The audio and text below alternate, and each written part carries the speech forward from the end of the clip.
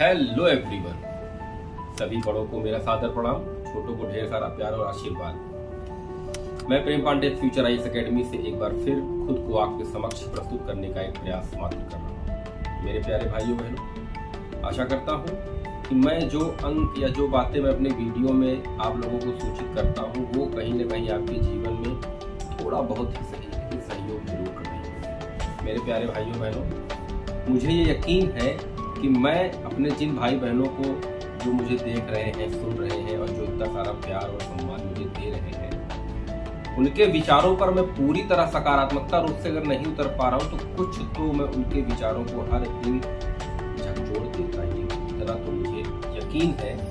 मैं उन अपने भाई बहनों को का अभिनंदन भी करता हूँ जो मेरे भाई बहन जो भी मैं काम देता हूँ टाइम मेरे व्हाट्सएप पे लिख कर मेरे वीडियो को लोड होने के 2 घंटे के भीतर सबके आंसर आने शुरू हो जाते हैं। इससे मैं अपने आप को एक ऊर्जावान साबित करता हूँ। मुझे अंदर से जानते हो क्या होता है, मुझे ऊर्जा फील होती है कि हाँ, मैंने आप लोगों से ये चीजें पूछी, आप लोगों ने मुझे बताया, मुझे अच्छा है। यदि मैं आपसे क्वेश्चन पूछूं, मैं आपसे प्रश्न पूछूं और आप उसका उत्तर मुझे दे ही ना, तो मेरे क्लास बनाने का या यहाँ पे आने का कोई मतलब नहीं है। तो अगर मैं किसी प्रश्न को आपसे पूछता हूं, चाहे वो कोई बच्चा पढ़ाई का हो, कोई बच्चा किसी कंपटीशन का हो या कोई दैनिक जीवन का कोई व्यक्ति विशेष, भाई बहन, मेरी माँ, कोई भी हो, उसको उस क्वेश्चन को जानना बहुत जरूरी होता है जो मैं अपने अंत में पूछता हूँ। वायरल का ये मौसम है, आज 6वां दिन है कि वायरल फीवर से मैं अपने आप को थोड़ा मुक्त महसूस कर रहा हूँ।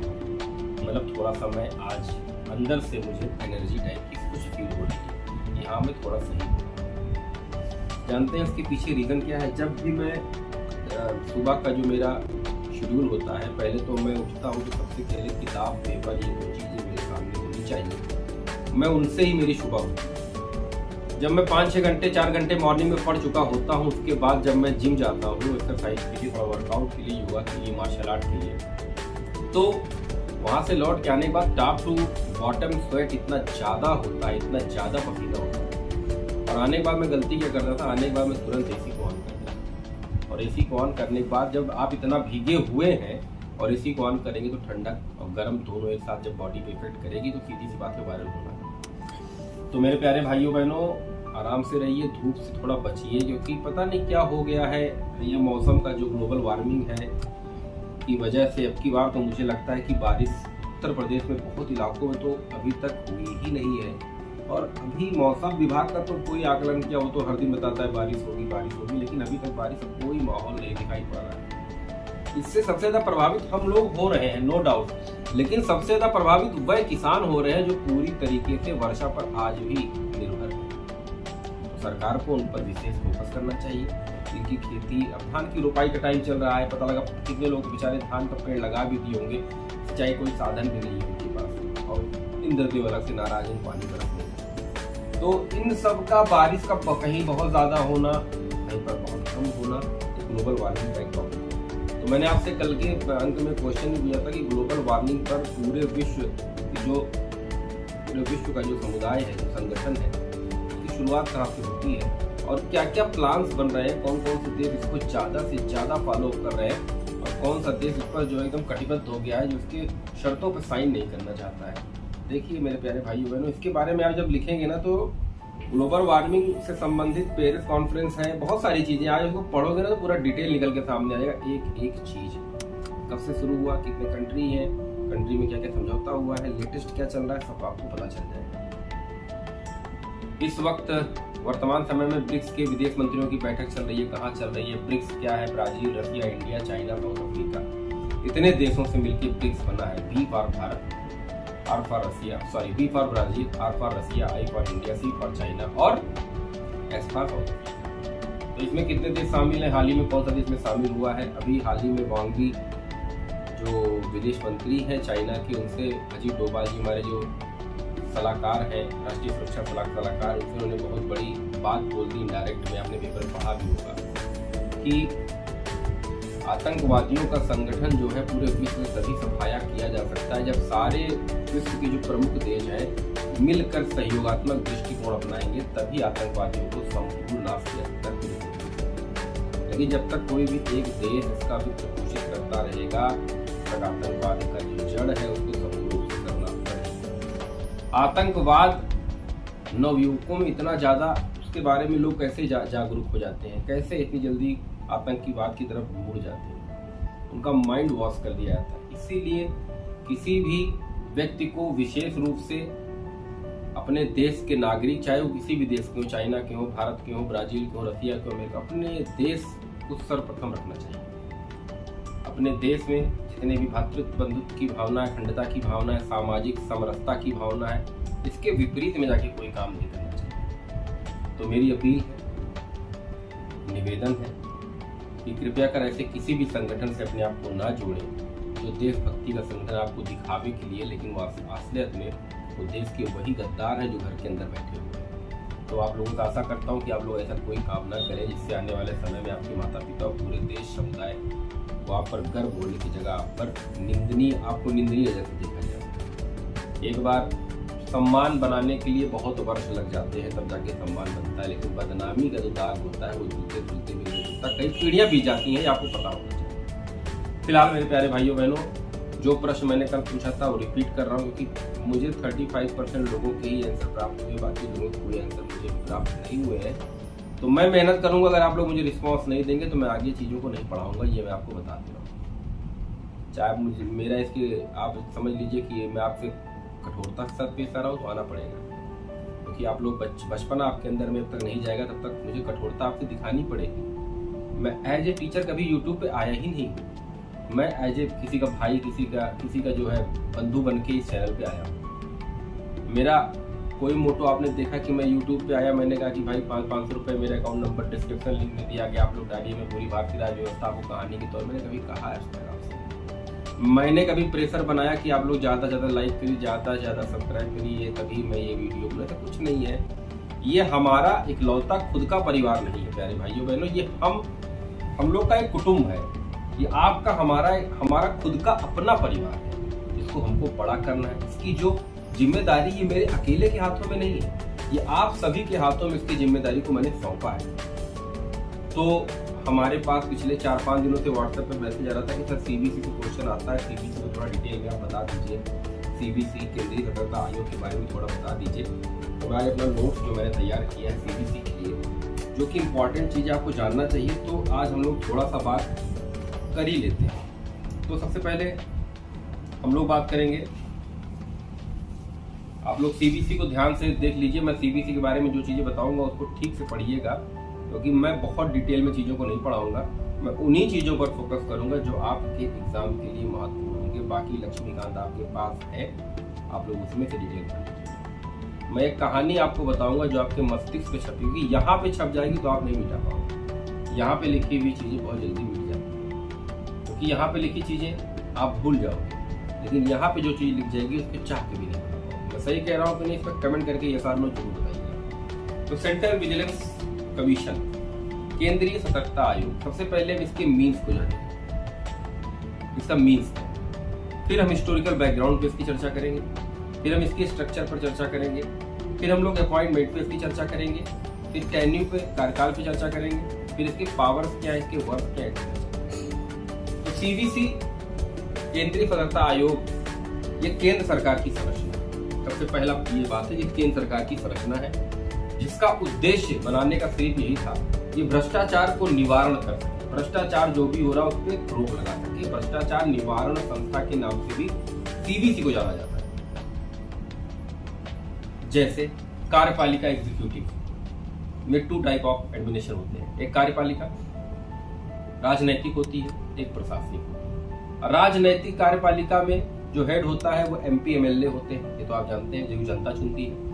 और प्रशासनिक ढांचा जो उसका होता है उसमें IAS, IPS, PCS तमाम जो भी अधिकारी होते हैं, अधिकरण या जो कार्यपालिका से जो मंत्री चुन के जाते हैं, कैबिनेट मंत्री, वो प्रशासन में बैठते हैं, वो चीजों को तय करते हैं। मान लीजिए मैं फैजाबाद का निवासी हूँ, हमारे DM साहब ने बहुत करप्ट कर लिया, हमारे SSP साहब ने बहुत करप्शन फैला दिया, तो क्या हम DM और SSP को गाली देते? नहीं, हम लोग भाजपा सरकार को गाली देंगे। भाजपा सरकार के समय में इतना ज्यादा धांधलीबाजी। तो प्रशासन में अगर कहीं भी धांधलेबाजी होगी तो प्रशासन को डायरेक्ट न गाली देके हम लोग उस संबंधित सरकार को गाली देते हैं, ऐसा नो।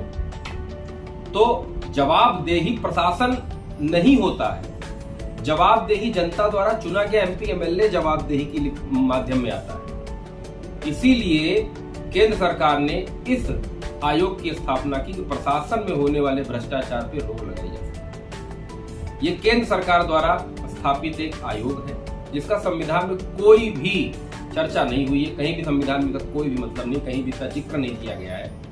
जिसको 1962-64 में संथानम कमेटी, एक कमेटी संथानम कमेटी, उसकी सिफारिश पर इसको बनाया गया है। केंद्र सरकार के कहने पर यह आयोग किसी की भी जांच कर सकता है, किसी भी हुए भ्रष्टाचार की जांच कर सकता है, किसी भी प्रशासनिक या राजनीतिक छवि के लोगों किसी भी की जांच कर सकता है, लेकिन केंद्र सरकार की सलाह पर। तो अब ये स्वतंत्र निकाय नहीं है, स्वतंत्र से किसी की जांच नहीं कर सकता। दिमाग लगाइए, जब मैं केंद्रीय सतर्कता आयोग मैं ही हूं, केंद्र सरकार मुझे कहेगी कि जांच करो तब मैं जांच करूंगा, कहेगी नहीं करो तो मैं नहीं करूंगा, मैं स्वतंत्र नहीं हूं, तो क्या मैं स्वतंत्र जांच निष्पक्ष रूप से कर पाऊंगा? क्या सरकार के अंदर बैठे हुए करप्ट लोगों की मैं जांच कर पाऊंगा, स्वयं से कर पाऊंगा? नहीं कर पाऊंगा। जब तक सरकार नहीं कहेगी, जब तक संसद नहीं कहेगी, जब तक पार्लियामेंट नहीं कहेगा, जब तक सरकार मोदी साहब नहीं कहेंगे, तब तक हम किसी की जांच नहीं कर सकते। तो ये एक प्रकार का तोता है, तो दिखाने के लिए भ्रष्टाचार को निवारण को रोकने की, भ्रष्टाचार को रोकने का एक निकाय है, परंतु ये पूर्णतः सरकार के ही ऊपर निर्भर होगी। सरकार अगर चाहेगी तभी ये भ्रष्टाचार की तरफ कदम उठाएगा, नहीं चाहेगी तो ये अपने आप से कुछ भी नहीं कर सकता। ये स्वतंत्र निकाय नहीं है, इसका संविधान में कोई जिक्र नहीं है, ये एक संवैधानिक निकाय है। जिस भी निकाय के बारे में संविधान में जिक्र ना दिया गया हो, 1962-64 संथानम कमेटी के सिफारिश पर इसको बनाया गया है, तो संविधानिक नहीं है, ये संवैधानिक है। ये संस्था संवैधानिक नहीं है, ये संवैधानिक है, किसी रूल रेगुलेशन को फॉलो करने के लिए बनाई गई है।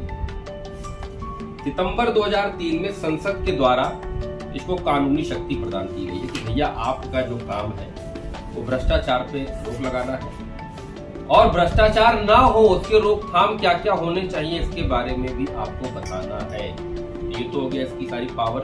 अभी की संरचना पे बात करें तो इसमें एक अध्यक्ष होता है और 2 सदस्य और होते हैं, 3 सदस्य होते हैं सीबीसी, एक अध्यक्ष 2 सदस्य और। जो अध्यक्ष होगा और जो 2 सदस्य और होंगे उनकी नियुक्ति राष्ट्रपति महोदय करेंगे, क्योंकि हर आयोग, चाहे वो आप उठा महिला आयोग, बाल अल्पसंख्यक आयोग, कोई भी आयोग नियुक्ति राष्ट्रपति करेगा। लेकिन एक कमेटी गठित होगी, वो कमेटी सलाह देगी राष्ट्रपति साहब को कि इनको नियुक्त किया जाए। तो कमेटी फिर से बनेगी, कमेटी में भी सदस्य होंगे। पहला कौन होगा? पहले तो हमारे प्रधानमंत्री मोदी साहब अध्यक्ष होंगे, फिर एक सदस्य होगा हमारा विपक्ष का जो नेता होगा, उसमें का एक सदस्य होगा, प्लस केंद्रीय गृह मंत्री, इसके 3 सदस्य होंगे। लोकसभा में जो वर्तमान प्रधानमंत्री अध्यक्ष होंगे, विपक्ष का नेता 2, और तीसरा कौन होगा भैया? तीसरा होगा केंद्रीय गृह मंत्री, इसके सदस्य होंगे।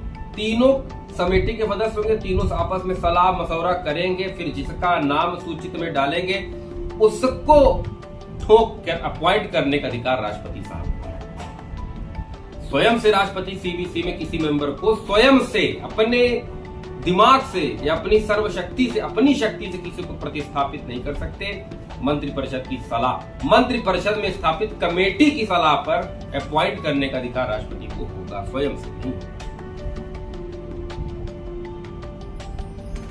अब इसका टेन्यूर कार्यकाल की बात करें तो 4 वर्ष का कार्यकाल या 65 वर्ष जो एज है। मान लीजिए आज मैं सीबीसी का सदस्य हूँ, 3 साल बाद मुझे 65 साल का हो जाऊंगा, तो 3 साल मेरा कार्यकाल होगा। तो 4 साल या 65 वर्ष, 4 साल या 65 वर्ष, जो पहले पूरा हो जाएगा कार्यकाल वही समाप्त कर दिया। और भी बहुत सारे तरीके हैं सीबीसी के मेंबर्स को उनके पद से हटाने के। यदि वो गलत डिसीजन दे दें किसी भ्रष्टाचार पे, सरकार ने कहा भैया जांच करो, वो उल्टा उन्हीं को फंसा दिए, पहला। दूसरा, नैतिक चरित्रहीन हो, दिवालिया पागल हो गए हो, मानसिक स्थिति नहीं अच्छी हो, या त्याग पत्र दे दें, या किसी बात पर सस्पेंड कर दिए जाए, या उनकी मृत्यु हो जाए। इतने और भी रीजंस हैं इनको हटाने की। त्याग पत्र दे दे, नैतिक चरित्रहीनता दे दे, गलत डिसीजन दे दे, गलत प्रकार से निवारण संस्था में आरोपित हो जाएं या किसी भ्रष्टाचार निकाय से पैसा लेकर उसको व्हाइट पर्चा दे दें कि हाँ भ्रष्ट नहीं है। बहुत सारे रीजन इनको हटाने के भी हैं, त्याग पत्र भी दे सकते हैं, या इनकी कार्यकाल में मौत हो जाए तब दोबारा इनकी नियुक्ति के लिए ये फिर से एक कमेटी बनेगी। अध्यक्ष पीएम और दूसरा विपक्ष का नेता, तीसरा केंद्रीय गृह मंत्री, ये तीन होंगे कमेटी। तीनों देंगे सलाह किसको? राष्ट्रपति चाचा को। फिर राष्ट्रपति चाचा ठोक देंगे अपॉइंटमेंट लेटर पे, ले भैया बन जाओ सीबीसी। और सीबीसी का प्रमुख जो मोटो है, जो उद्देश्य है, वो जो भ्रष्टाचार, ये करप्शन फैल गया है, इसकी जड़ों में जाकर इसकी जांच करना। ये सीबीआई के साथ मिलकर भी भ्रष्टाचार की जांच कर सकती है। और एक बात, केंद्र सरकार के दिशा निर्देश पर ही चलेगी, स्वयं से कोई पावर इसके पास नहीं है। स्वयं से ये राहुल गांधी की जांच नहीं कर सकती है, स्वयं से ये मुकेश अंबानी की जांच नहीं कर सकती है, स्वयं से ये किसी क्रिकेटर या किसी की संपत्ति, किसी माफिया, भू माफिया, खनन माफिया की जांच नहीं कर सकती है। ये केंद्र सरकार की सलाह पर ही जांच करेगी। ये स्वतंत्र निकाय नहीं है, ये संवैधानिक निकाय है जो संथानम कमेटी 1962-64 के रिकमेंडेशन पर बनाई गई है। इसको 2003 में पावर दिया गया कानूनी रूप से। भ्रष्टाचार पर यह सलाह भी दे सकती है कि ये चीजें होनी चाहिए, भ्रष्टाचार नहीं हो। सलाह भी दे सकती है, सुझाव भी दे सकती है। सलाह सुझाव दोनों एक ही चीजें हैं, लेकिन उसको अप्लाई करने के लिए फोर्स नहीं कर सकती है किसी को। सरकार को सलाह दे सकती, सरकार मांगेगी तो, जबरदस्ती का नहीं। जबरदस्ती अंग्रेजी नहीं बोल रहा, जब मांगेगी तो। जब नहीं मांग रही है तो जबरदस्ती सलाह भी नहीं दे सकती। सरकार ने सलाह मांगा कि भ्रष्टाचार के इस तंत्र पर क्या बातें होनी चाहिए, तो ये सरकार को सलाह दे सकती है उसके कहने पर। यह पहली बात, किसी भ्रष्ट निकाय की जांच करने के बाद यदि ये आरोपित कर लेती है कि यहां भ्रष्टाचार हुआ है, तो दंड भी नहीं दे सकती है। ये सिर्फ सरकार को ही बता सकती है या कोर्ट को ही बता सकती है कि ये चीजें ऐसी हैं, सजा कोर्ट निर्धारित करेगी। सरकार कोर्ट से बात करेगा कि सजा देने का अधिकार किसी निकाय को अपने यहाँ नहीं, सिर्फ न्यायपालिका को। और एक बात हम करें, सीबीआई के साथ मैंने पहले बता दिया कि सेंट्रल ब्यूरो ऑफ इन्वेस्टिगेशन के साथ मिलकर जांच कर सकती है सरकार के निर्देश पर। तो ये सीबीसी में इससे ज्यादा जानने की कोई जरूरत नहीं। अब मुझे ये बताओ कि जो चीज मैंने तुमको बताई है अभी 10 मिनट के इस अंक में, चाह कर भी भूल पाओगे क्या? मुझे जवाब यस और नो में चाहिए। चाह करके भूल पाओगे क्या? क्या भूल पाओगे सीबीएसई के बारे में 1962-64 में संथानम कमेटी की रिपोर्ट पे बना है? क्या तुम भूल पाओगे कि 3 सदस्यीय कमेटी के आधार पर इसकी स्थापना होती है? क्या तुम भूल पाओगे कि राष्ट्रपति ही इसको नियुक्त करता है? क्या तुम भूल पाओगे कि ये जांच तभी कर सकता है जब केंद्र सरकार निर्देश देती है? क्या तुम भूल सकते हो कि ये सीबीआई के साथ मिलकर भी काम कर सकती है? क्या तुम भूल सकते हो कि ये सुझाव देने की एक संस्था है जो सलाह भी दे सकती है, सुझाव भी दे सकती है, लेकिन केंद्र सरकार के दिशा निर्देश के बाद स्वयं से? क्या भूल पाओगे तुम लोग? मुझे प्लीज कमेंट करके बताइए कि जो कहानी आज केंद्रीय सतर्कता आयोग हम लोगों ने बात की है, जो आप लोग अगर मेंस में क्वेश्चन केंद्रीय सतर्कता आयोग पे आएगा तो आप लोग लिख पाओगे या नहीं, यस और नो?